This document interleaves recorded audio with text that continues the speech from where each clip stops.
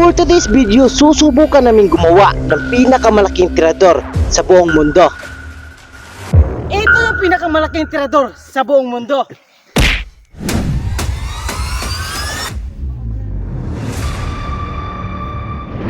Fire!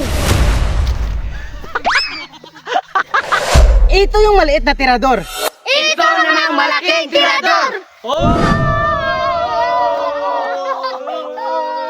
Ang una namin ginawa, nagputol kami ng sanga ng kahoy. Ganito. Pero malaki. Buti na lang may nakita kaming tumbang kahoy kaya agad namin tong pinutol at kinuha. Malamig muna tayo. Ang lamig.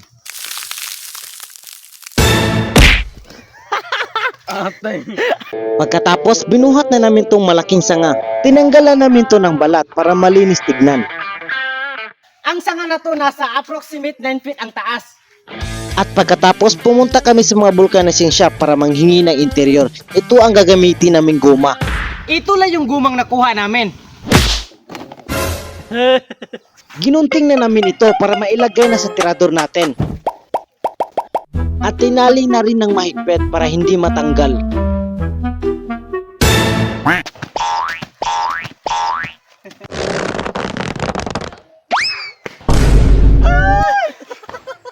At ito na, inayos na natin at nilagay na yung guma sa malaking tirador natin. Medyo matagal-tagal din to kaya pinapass forward ko na.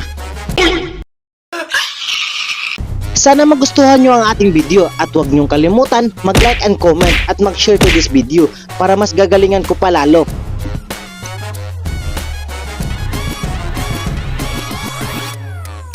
Dito sinubukan namin hawakan itong malaking sanga kung kakayanin ba namin habang may humihila sa guma. Dinala na namin ito sa kabilang pwesto para iwas disgrasya. Yubot!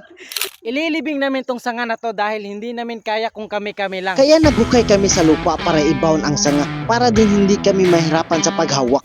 Naluluya na ako. Nakay gamay. Pagkatapos, binaon namin ito ng maayos at nilagyan ng maraming bato.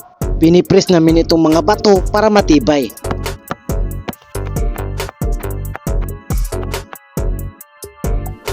So ngayon, simulan na namin!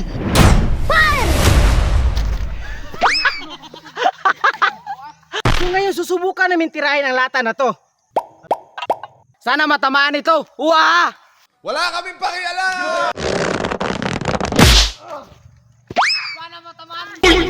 Sayang! Uwa! Ako naman ang susubok!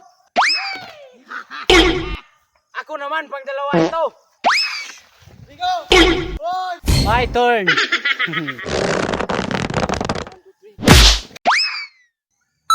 Yay! Go! So ngayon lalagyan namin ng tae ng baka. Yummy!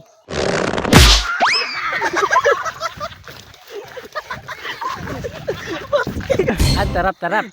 Yak! Tae! Yak! Maboni duko ko.